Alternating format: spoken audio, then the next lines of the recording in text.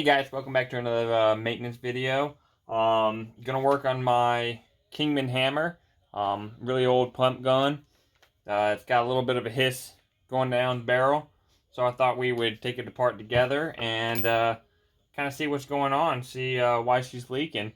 With these, you really don't have to take apart both screws.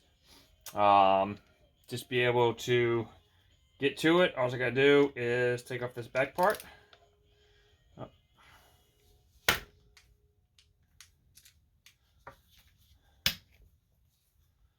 We'll take off this back screw right here.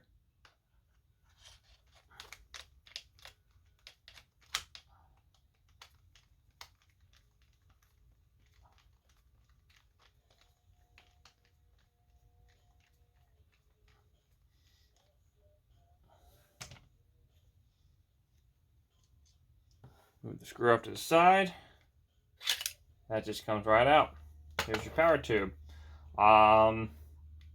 Just for educational purposes, I think I'll go ahead and take out the bolt and ram, show you kind of how the Spyder works. It's pretty similar to, older style Spyders. And let's see. So remove the frame by the other screw in the front. You can pull out the rammer and the spring and the bolt. Oh, nope, I guess you can't pull out the bolt, so you take the bolt handle off, or the cocking handle off. Alright, put that off to the side. So basically, in a nutshell, this is how this thing works. Okay? Alright. So, up here, you adjust the velocity. Moves this little guy back here. That is where the spring sits. This is your velocity spring. So as you turn it clockwise, it puts more tension on the spring. And if you turn counterclockwise, it releases tension on the spring. So the more tension, the harder this rammer is going to hit this valve.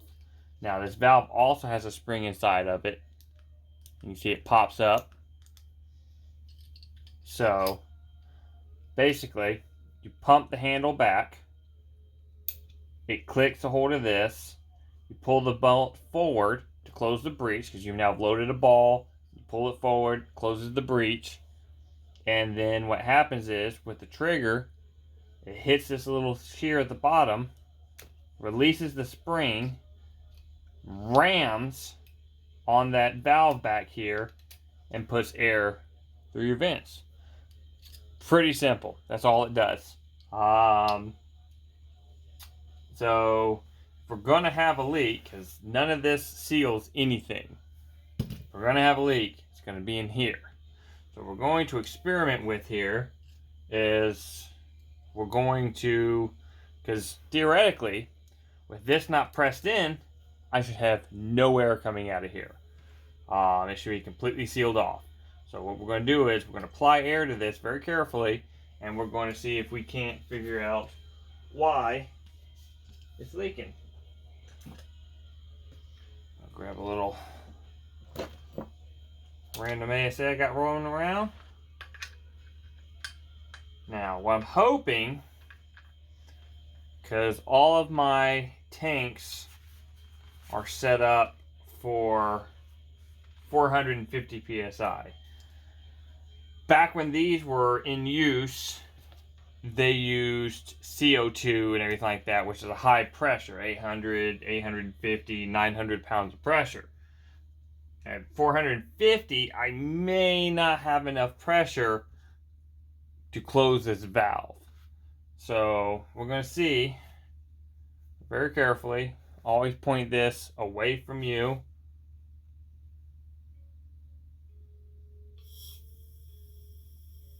Alright, so I can hear the hiss. It is coming down this right here, so that we know that our valve, so we're sealing around here, there's no air. It's all right here. Alright, so we're going to release the air. Make sure it's released. Yep. Alright. So now what we're going to do is we're going to take apart the power tube. Now this is not a regulator. This is just a power tube.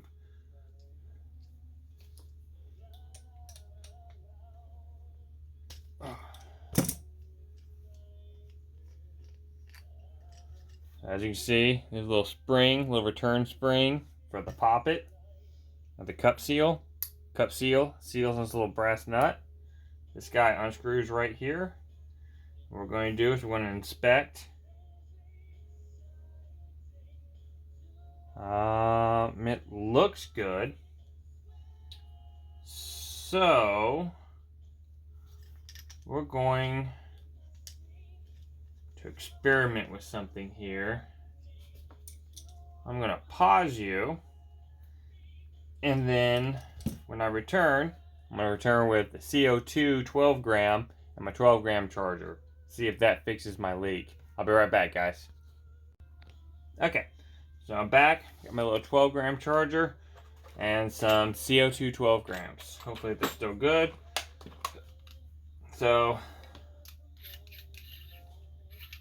I'm going to do the same test, but because these have a higher pressure, we'll see if that's what's causing my issues. So we're going to do the same trick.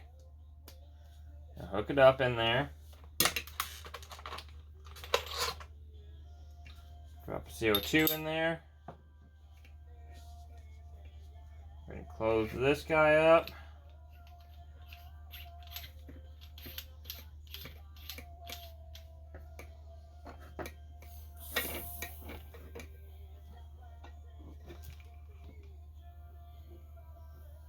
Looky there. No more leaks. So what we'll go ahead and do, we'll put everything back together. Take some test fires. Come on now.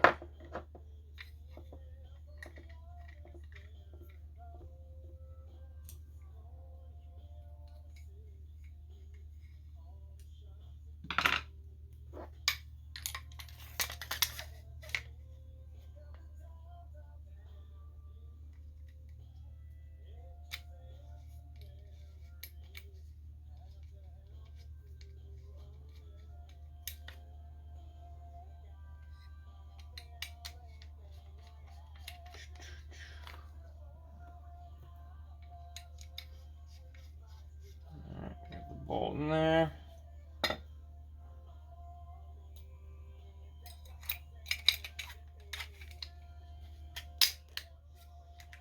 Alright. Go ahead and hook this guy back up.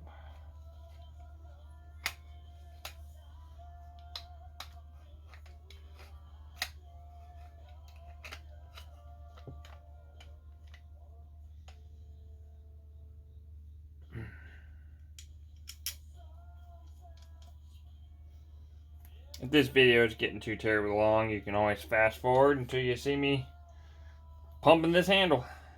Go ahead and carefully put this guy in there.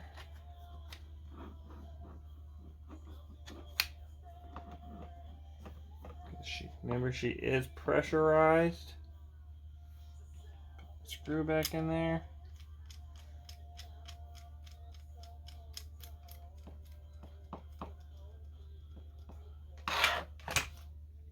I have a feeling that this is exactly what the problem is.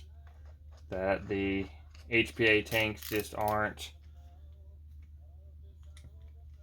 powerful enough to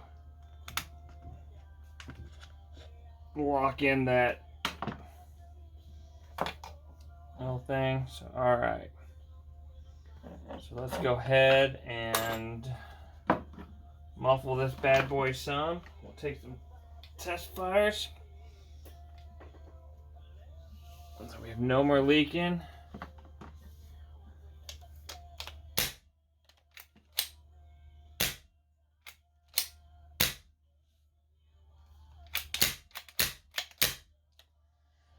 Yep, that was my problem.